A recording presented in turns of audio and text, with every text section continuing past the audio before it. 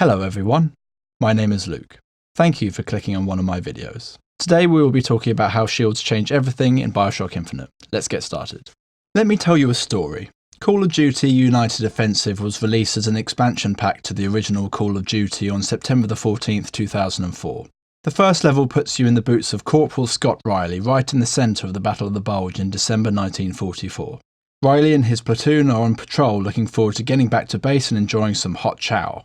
Very quickly, they run into a German armed division and have to escape back to their own lines in jeeps. It is an exciting moment, breathless in its exhilaration, a frantic flight in the face of a vastly superior force. It is in complete contrast to the opening of the original Call of Duty. There is no tutorial boot camp level, and you are the ones taken by surprise. The sense of being a very small person up against a mighty foe, pluckily evading and escaping their reach against impossible odds, is palpable. In fact, words fail me here. I'm just going to let the opening speak for itself.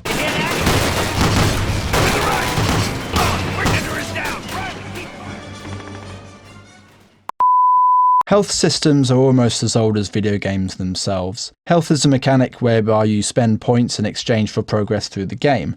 The skill is in the player artfully managing how they spend and managing their health points in order to proceed through the game as efficiently as possible. In fact, it is arguable that boss enemies in video games exist as tests of a player's ability to manage the health they lose and the damage they deal and whatever. You've then probably clicked on one of my videos with a picture of a man slinging a gun over his shoulder in the thumbnail. You've probably been playing video games at least as long as me, perhaps even longer. You know exactly how health works in video games, and I'm not going to waste 5 minutes of either yours or the internet's time proselytizing on a mechanic that is self-explanatory. Games have health systems. You lose health when you take damage, take too much you die, fill health bars by collecting health packs, or allow it to regenerate by avoiding damage for a certain period of time. There. I've just given you the only TED Talk you need to watch on video game health systems over the last 20 or so years. Bioshock 1 was a horror-influenced adventure game that placed a lot of emphasis on methodical exploration of Rapture, both in terms of expositing the game's narrative and in providing the player the raw materials with which they are able to move through the leaking environments of Andrew Ryan's doomed city. For me at least, playing Bioshock 1 was a slow, considered affair in which I drank in the atmosphere at every turn. Even after shutting down the game for the last time, the feel of Bioshock 1 lingered with me, and to this day I've never come across a piece of media that made me feel quite the way that the first Bioshock game did. Bioshock Infinite, however, is a swashbuckling run-and-gun FPS in which the player character has a fucking spinning hook for a hand that allows him to leap to and from railways in the sky in single bounds. He can stop bullets with his mind and lift enemies into the sky with a swish of his hand. The colour palette is cranked to 11 and his AI companion can summon objects from different planes of existence. The games are so different in their tone and pace that if Irrational hadn't put the word Bioshock in the title, you'd be forgiven for thinking that they had been made by teams of people from different planets. But in reality, the only difference between these two games is this small yellow bar in the top corner of Bioshock Infinite's HUD.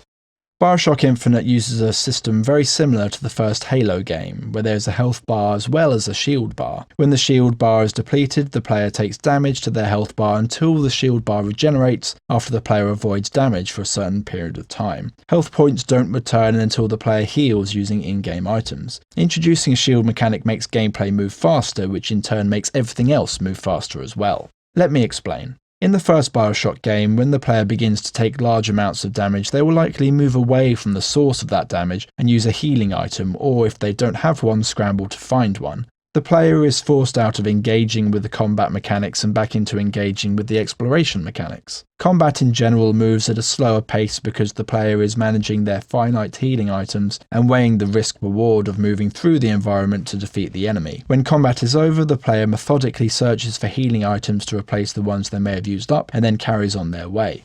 In Bioshock Infinite, when the player begins to take large amounts of damage, the shield allows them a few seconds of essentially free health in which to either move toward the source of damage or sideways around the source of damage in order to find a better vantage point. The player can be more aggressive or creative in their response to combat situations because they have a resource that they can spend without long-term consequences. Mistakes aren't fatal, they are temporary, lasting only as long as it takes for the shield to regenerate itself. As a result, combat is faster, the risk-reward of moving and healing is reduced. When combat is over, the player's shield regenerates and they are free to move on to the next encounter. There is less of a need to slow down the overall pace of the game by exploring every nook after a combat encounter for more healing items. For sure, Infinite has those, but they are not nearly as important as in Bioshock 1.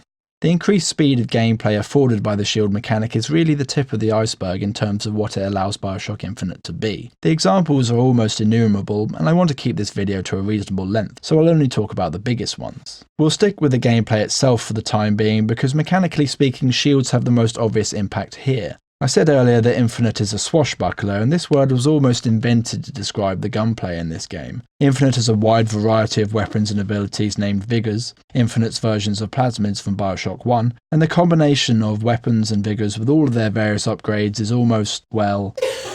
The amount of choice might be overwhelming, but experimentation is encouraged in no small part because the health system is so forgiving. Movement in almost every plane means that there is always somewhere that the player can move to that gives them the rest point they need for their shield to recharge. In addition to this, it can't be ignored that Infinite allows players to wield weapons and vigors simultaneously, as opposed to having to clunkily switch between them as in Bioshock 1. All of this contributes to a really rather intoxicating sense of power, which is really the reason that players engage with Infinite and FPS games in general at all. The problem is that the story that Infinite is... What? Luke. Who's there? It's Luke from the future. I'm not expecting anyone. Don't say the word. But I'm an ambitious, wide-eyed YouTuber. Bioshock videos aren't complete without talking about Ludo. Don't. I warn you. The future internet doesn't care. It's been said. Move on. This variety and room for experimentation in the gameplay mechanics requires environments that facilitate the forward and lateral movement that the shield mechanic encourages. The narrow, cramped corridors of Rapture were exchanged for the wide open arenas of Columbia. I mean, nothing gets more open than Columbia. The sky really is the limit here. The enhanced verticality of the environments interestingly loops back around to the implementation of a shield mechanic in the first place. In an interview with Ken Levine, Irrational Games creator-developer, he talks about how Columbia's large open spaces meant that the player would take damage from unseen enemies and how the shield limits the amount of permanent damage taken, giving players time to find the source of that damage. These large open areas also allow for the implementation of the skylines, another notch to Infinite's swashbuckling bow. Skylines are, narratively speaking, a method used by the citizens of Columbia to move freight through the city, but mechanically speaking add another layer to the combat options open to the player. The player can leap to and from the skyline with a single bound, and can move around the environments at will, finding tactical advantages with the increased movement speed the skylines offer, as well as being able to reach areas with hidden items. These skylines only really make sense when used over an extended period of time if the player has access to a healing system that doesn't require them to dismount whenever they need to find healing though. If only there was a way around this. Ultimately, skylines allow combat to move into a three-dimensional space, and further increase the speed and dynamics of the gameplay and therefore the story.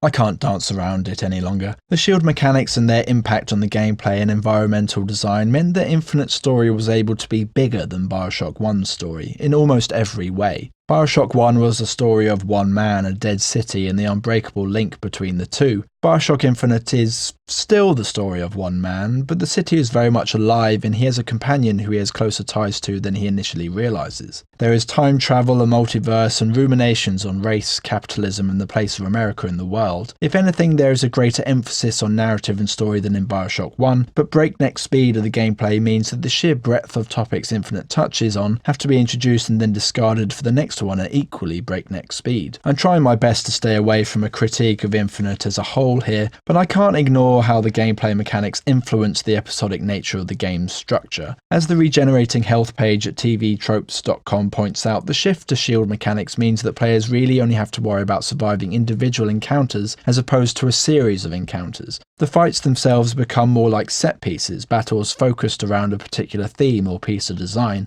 and this philosophy bleeds over to the narrative structure of Infinite itself. Battleship Bay is where the focus of the racial discussion falls. Finkton Docks deals with the labour economics in Columbia. Downtown Emporia juxtaposes the division of wealth in the city, sitting as it does just after the levels where Booker leads the workers' revolution in Finkton. The greater emphasis on narrative meant that Irrational needed to be able to have very precise control on the pace of the game, and the way that a player felt at any given moment. This brings me back to the story about United Offensive I told you at the beginning of this video. I was playing on hard and difficulty, which meant enemies dealt more damage, but the Jeep section is completely on rails. There is no opportunity to slow the combat down and search for health packs. You are expected to get through this entire section on 1 bar of health. You can't avoid damage, you can only kill enemies before they have a chance to kill you. And they did kill me. Many times. What was meant to be a fast-paced, exhilarating, against-all-odds ride out of the gates of hell under the barrels of German panzers became a frustrating slog that almost came down more to luck than anything else. And before anyone comments that I could have just used the save system, how does pausing the experience to use a menu help with the problem I am talking about? Infinite avoids all of this. Gameplay is more forgiving and therefore a lot easier. There's less effort required from the player to push themselves through the game, because the game itself brings them along with it. In Bioshock 1, the player had to find the story. In Infinite, the story finds the player. The gameplay mechanics present themselves so well that the overall experience is made that much more accessible. By some accounts, Bioshock Infinite cost around $200 million to make. By other accounts, Infinite sold around 11 million units. Assuming that each unit retailed around $40, the game grossed $440 million.